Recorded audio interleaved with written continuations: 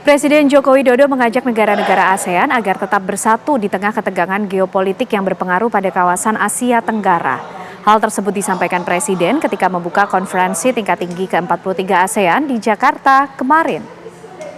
Kepala negara dan perwakilan dari 22 negara hadir dalam KTT ASEAN. 22 negara tersebut terdiri atas 11 negara anggota ASEAN termasuk Timor Leste sebagai calon negara anggota. Selain itu hadir 9 negara mitra. Salah satu pembahasan dalam konferensi ini adalah Piagam ASEAN Concord 4 yang direkomendasikan dalam pertemuan para menteri luar negeri Senin kemarin.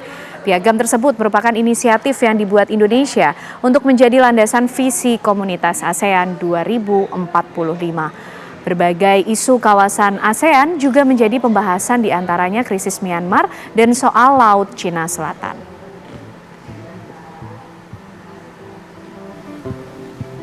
Lalu apa saja agenda KTT ASEAN untuk hari ini? Kami ajak Anda bergabung bersama rekan kami Nadila Saleh. Selamat pagi Nadila, apa agenda hari ini untuk KTT ASEAN ke-43?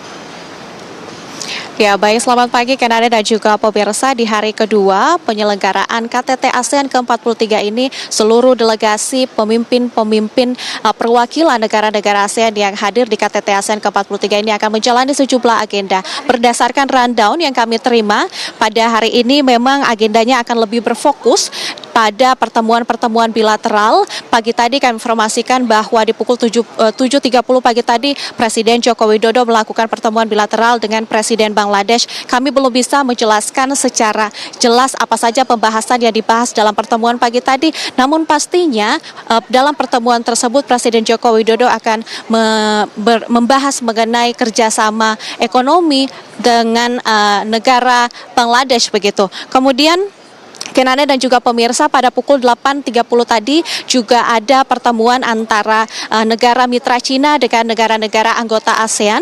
Tadi berlangsung pada pukul 8.30, kemudian nantinya ini juga akan ada 8 agenda yang akan dijalani oleh seluruh delegasi pada hari ini.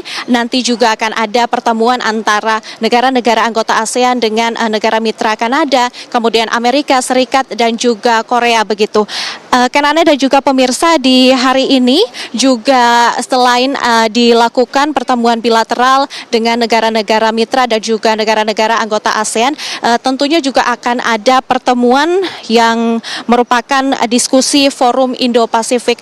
Jika kami review sedikit begitu, bahwa memang di hari pertama kemarin juga dilakukan forum diskusi Indo-Pasifik yang mana dalam pertemuan tersebut dibuka oleh Presiden Joko Widodo. Presiden Joko Widodo berharap agar Forum Indo-Pasifik ini bisa menjadi wadah yang dapat mengubah rivalitas di kawasan Indo-Pasifik ini menjadi kerjasama yang bermanfaat, sehingga tidak akan ada negara yang merasa dikucilkan dalam pertemuan-pertemuan ataupun kerjasama ini. Ada 3 topik pembahasan dalam forum ini. Yang pertama mengenai pengembangan infrastruktur hijau dan juga rantai pasok pangan yang tangguh begitu. Dalam hal ini Presiden Joko Widodo juga menyampaikan bahwa untuk membangun ekonomi ASEAN yang lebih kokoh, ini salah satu hal yang bisa dilakukan adalah melalui hilirisasi industri dan pembangunan ekosistem kendaraan listrik.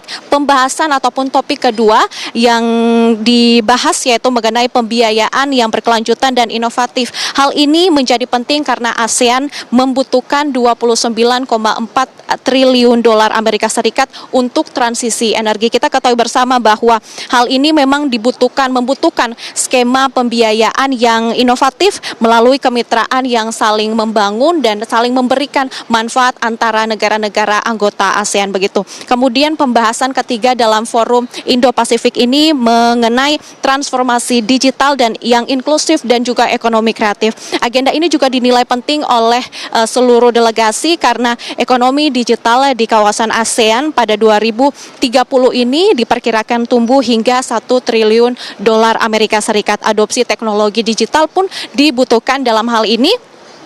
bukan hanya untuk mendukung ekonomi yang mikro begitu, tapi juga untuk mendukung ekonomi kreatif dan juga UMKM begitu. Kenana dan juga pemirsa, kami informasikan bahwa saat ini tengah berlangsung forum diskusi Indo-Pasifik yang akan berlangsung pada pagi ini hingga pada sore nanti. Sementara demikian, Ken Ane, kembali ke Anda. Baik, terima kasih Nadila Saleh mengabarkan dari lokasi KTT ASEAN hari ini.